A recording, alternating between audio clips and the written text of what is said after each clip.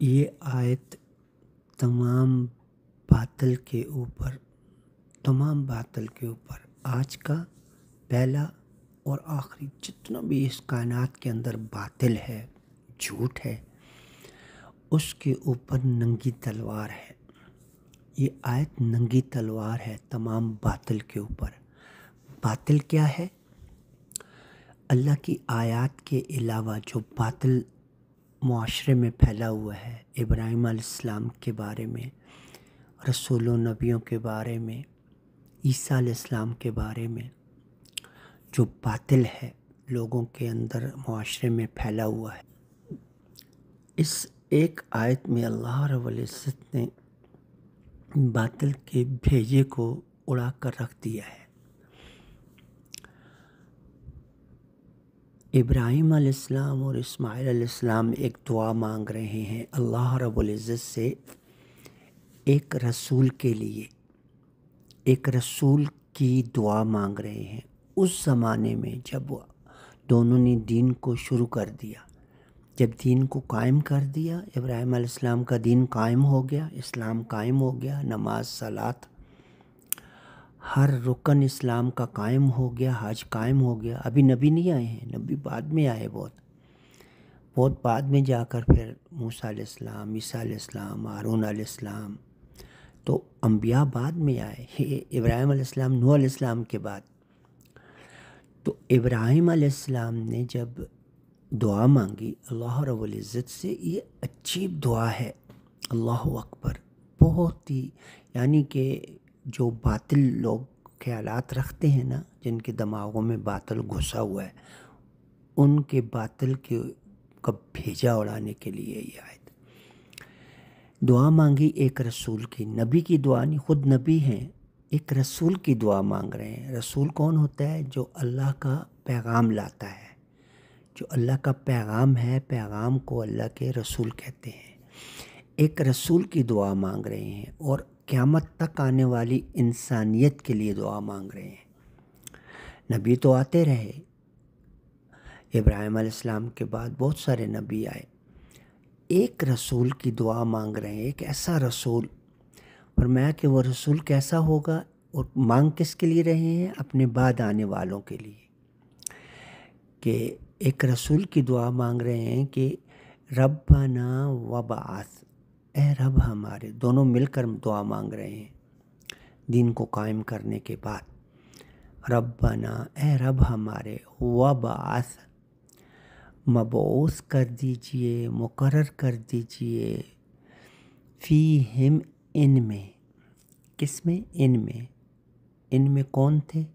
ہم، یعنی اس وقت سے لے کر قیامت تک جتنی ابراہیم علیہ السلام کی ذریت ہے نا، ان میں، فیہم، ان میں، رسولہ، ایک رسول، ربنا، اے رب ہمارے، وبعث، مقرر کر دیجئے، مبعوث کر دیجئے، فیہم، ان میں، میری ذریت، جو ذریت ہے ان کی، رسولہ، ایک رسول کو، منہم، ان میں سے۔ یہاں کہا کہ ان میں ایک رسول مبعوث کر دیجیے، پھر کہا کہ ان میں، یعنی اور وہ کرے گا کیا رسول کا کام کیا ہوگا؟ اللہ اکبر۔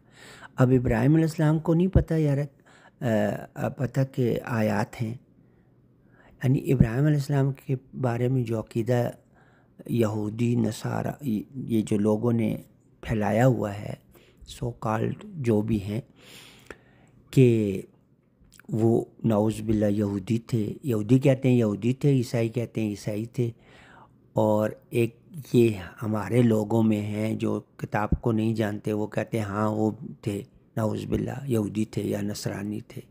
نہیں، اللہ پاک کہتے ہیں وہ نہ یہودی تھے نہ وہ عیسائی تھے، بلکہ وہ کیا تھے؟ وہ مسلمان تھے، ایک مسلمان۔ وہ مسلمان ہیں کہ ان جیسا مسلمان بننے کا حکم اللہ کے رسول کو ہے، اور ان جیسا مسلمان بننے کا حکم تمام انسانیت کو ہے۔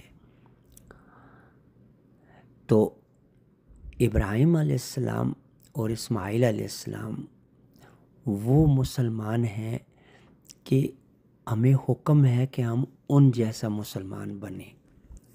ہمیں حکم کیا ہے کہ ہم ان جیسے مسلمان بنیں.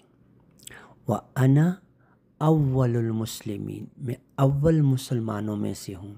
رسول کہہ رہا ہے اللہ کا صلی اللہ علیہ وسلم کہہ رہے ہیں کہ میں اول کون ہے؟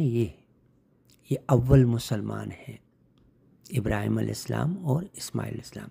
تو عجیب دعا مانگ رہے ہیں، ایک رسول کی دعا مانگ رہے ہیں، اور وہ ایسا رسول ہوگا وہ ہمیشہ کے لیے ہوگا، اس کو موت بھی نہیں آئے گی.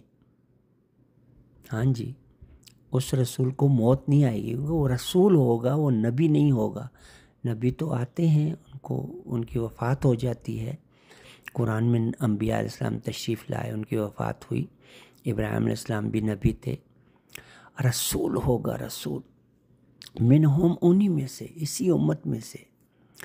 اور وہ کرے گا کیا؟ یتلو، وہ تلاوت کرے گا، پڑھے گا، قرآن کی آیات کو پڑھے گا. تلاوت کہتے ہیں پڑھنے کو، سمجھ کر پڑھنے کو. وہ سمجھ کر پڑھے گا، علیہم، اوپر ان کے، ان کے ہمارے اوپر، ہمارے یعنی ابراہیم علیہ السلام کے بعد جو بھی آئے، اوپر ان کے آیات کا، آیات آپ کی آیات کو وہ پڑھے گا.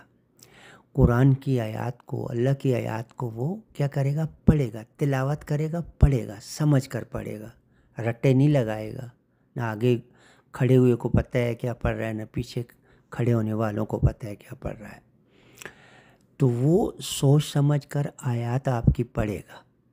اوپر ان کے، یہ رسول کرے گا جس رسول کی دعا مانگ رہے ہیں ابراہیم علیہ السلام اور اسماعیل علیہ السلام. اور کیا کرے گا؟ وَيُعَلِّمُهُمُ الْكِتَابِ، وہ سکھائے گا ان کو الکتاب. ذَلِكَ الْكِتَابُ لَا رَيْبَ فِيهِ، قرآن، کتاب، آیات کا کہا. آیات کو کیا کرے گا؟ ان کو اس کی سمجھ دے گا، اور وہ ان کو جو ہے سکھائے گا اللہ کی کتاب. اللہ کی کتاب کیا ہے؟ ذَلِكَ الْكِتَابُ لَا رَيْبَ فِيهِ، یہ کتاب سکھائے گا. یہ ابراہیم علیہ السلام کو نہیں پتہ تھا کہ یہ کتاب آئی ہے، یہ 1400 سال پہلے آئی ہے یا اس زمانے سے آ رہی ہے. پھر آگے فرمایا کہ کتاب سکھائے گا اور حکمت سکھائے گا. حکمت کیا ہے؟ کہ کتاب کے اندر جو اللہ کے حکم ہیں، اس حکم پر آنا کیسے ہے، ان کو اپنی زندگی میں لانا کیسے ہے، وہ حکمت ہے، وہ سکھائے گا. وَيُزَكِّيهِمْ، اور ان آیات سے وہ ان کا تزکیہ کرے گا. تزکیہ کیسے کرے گا؟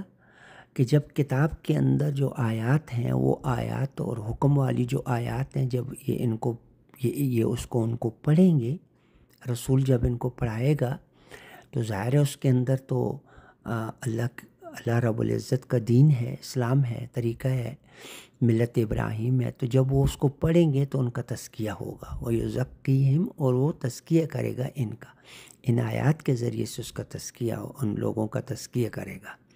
اس کا مطلب کیا ہوا؟ کہ وہ رسول ہر وقت ان میں موجود ہوگا.